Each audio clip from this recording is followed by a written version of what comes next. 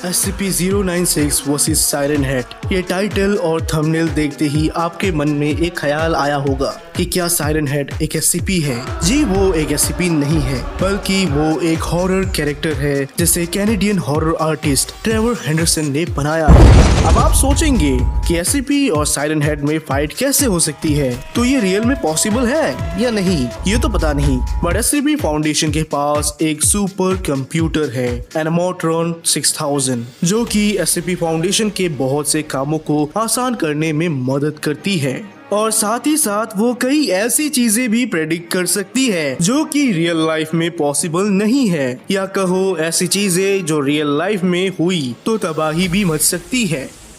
रिक और एलियट दो दोस्त जो कि ट्रैवल यूट्यूबर्स थे, वो पैसिफिक नॉर्थ वेस्ट के घने जंगल में अपना हॉलिडे बिताने जा रहे थे। असल में हॉलिडे तो बस बहाना था, उन्हें कुछ ऐसा कर जाना था जो किसी भी ट्रैवल यूट्यूबर ने आज तक सोची ना होगी। किसी ने सोची ना होगी।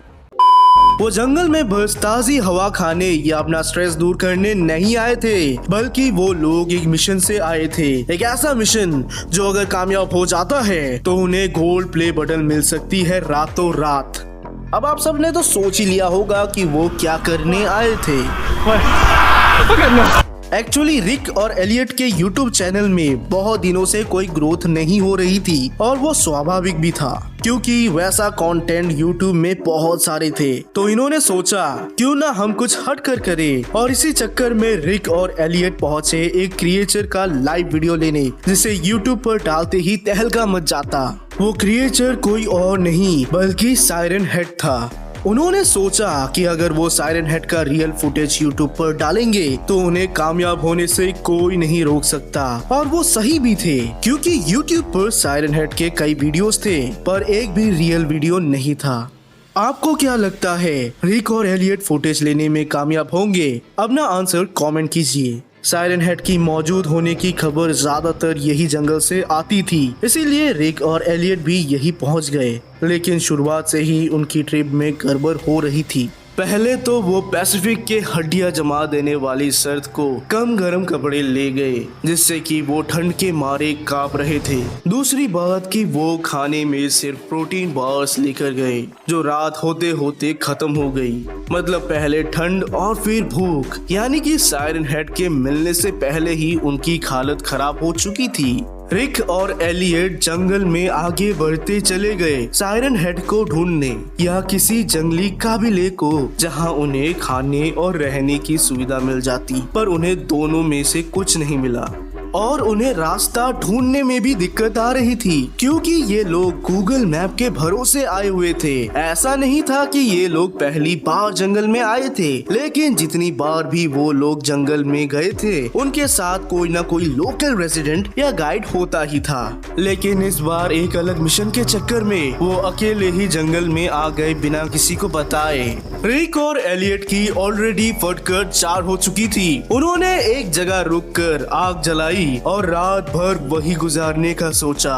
थोड़े समय बाद उन्हें झाड़ियों से आवाज आने लगी, जैसे कोई रेडियो की आवाज हो जब उसका सिग्नल ना आ रहा हो। ये आवाज थोड़ी थोड़ी देर में और आने लगी। उन्हें ऐसा लग रहा था कि ये आवाज दूर से आ रही है, इसीलिए उन्होंने आवाज को नजरअंदाज कर दिया और अपना मन बहलाने के लिए वो अपने पहले के ट्रिप्स के हसीन यादों को याद करने लगे। तभी दूर कहीं थोड़े समय पहले SCP फाउंडेशन के कंटेनमेंट सेल में एक स्टील केज को लाया गया। उसमें से किसी के रोने की आवाज आ रही थी। हालांकि रोने की आवाज धीरे थी और ऐसा लग रहा था कि कोई जख्मी क्रिएचर रो रहा है। धीरे धीरे रोने की आवाज बहुत तेज हो गई, इतनी तेज कि मानो कान के पर्दे फाड़ दे। तुरंत SCP फाउंडेशन में सब चुप गए और तभी स्टील केज फाड़ कर उसमें से बाहर निकला SCP-096 और वो फाउंडेशन से फरार हो गया।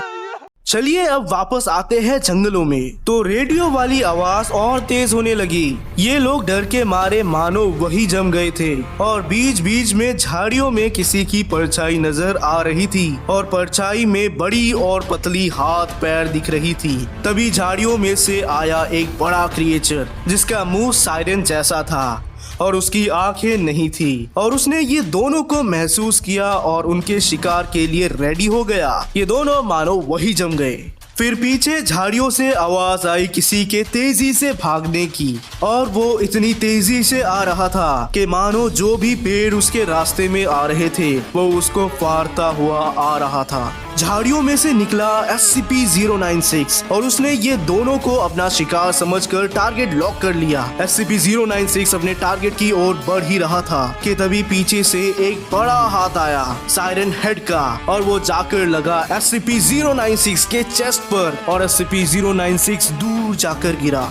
इतने में ये दोनों को याद आया कि उन्हें भगवान ने पैर भी दिया है, इसीलिए ये दोनों तेजी से झाड़ियों के बीच में भागने लगे। साइरन हेड उनका पीछा करने वाला ही था कि तभी SCP-096 उठकर साइरन हेड पर हमला कर देता है। दोनों में जमकर लड़ाई होती है। ओ तेरी बहन की लग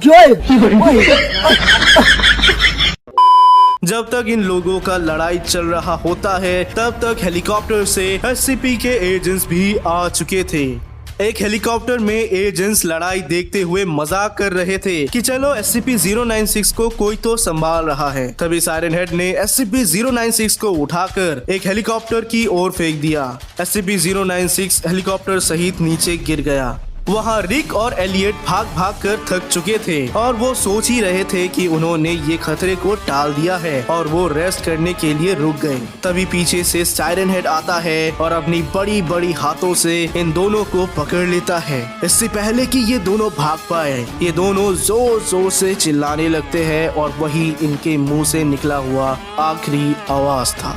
वहाँ अंदर जंगल में SCP-096 को वापस पकड़ लिया गया और हेलीकॉप्टर क्रैश में एक भी एजेंट बच नहीं पाया। तभी उन्होंने सोचा क्या साइरन हेड को भी पकड़ना चाहिए, लेकिन फिर उन्होंने सोचा कि आज के लिए इतनी मौतें काफी है, बाद में साइरन हेड से निपट लेंगे। खैर SCP-096 और साइरन हेड में साइरन हेड की ही जीत हुई, लेकिन ऐसा रियल लाइफ में पॉसिबल नहीं है, और अगर हुआ तो प्रेडिक्टेड कहानी तो आपके सामने है ही। इसीलिए कभी रात को फॉरेस्ट ट्रैकिंग पर जाओगे तो सोच समझ कर जाना, क्या पता साइरन हेड आपका इंतजार कर रहा हो।